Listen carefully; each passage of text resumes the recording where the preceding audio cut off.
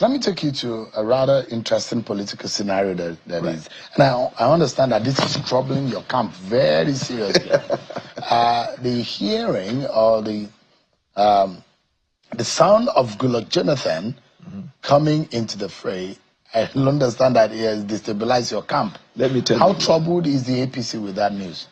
Let me adjust the camp, the Meloko camp.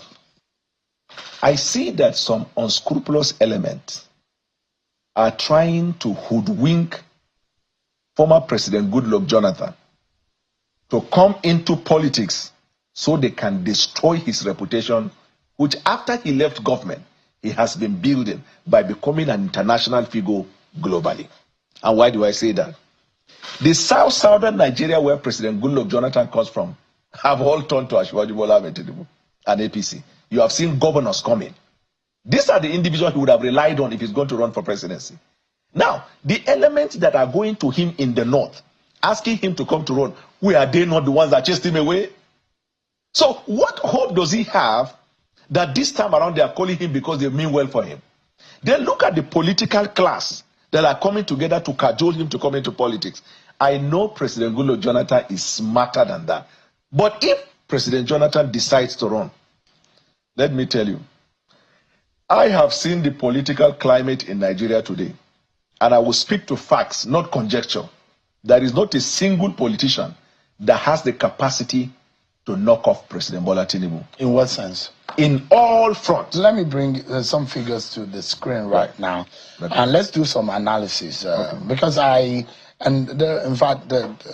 not just a bit under the weather. I didn't have the energy. I would have given you a bit more issues for us to chew on. But this is what I brought up a few days ago, to just give Nigerians a breakdown of how President Bola Tinubu won the election the last time around. And if you look at it, the analysis of what is going on and what things are looking like right now, the dynamics might change. You look at where the president got his highest vote. It was in the northwest region of the country.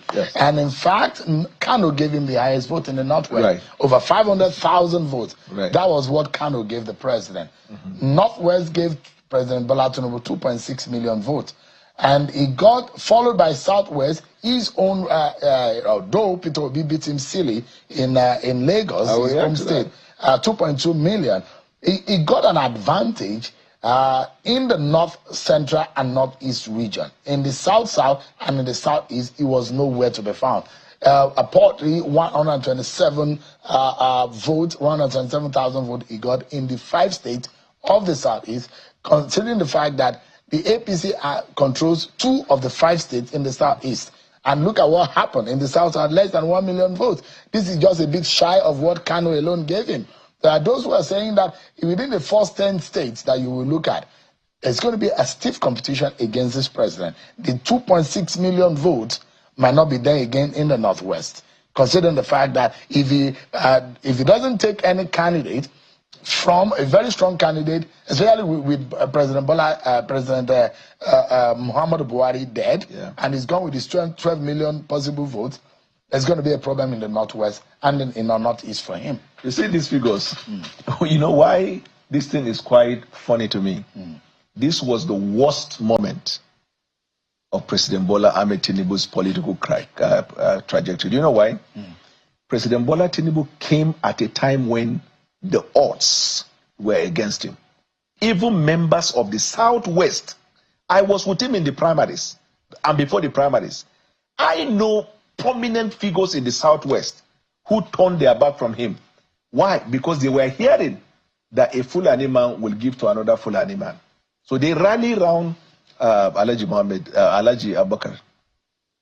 The Southeast, they were trying to find a place. Majority of them tried to align with Alhaji Atiku Abubakar.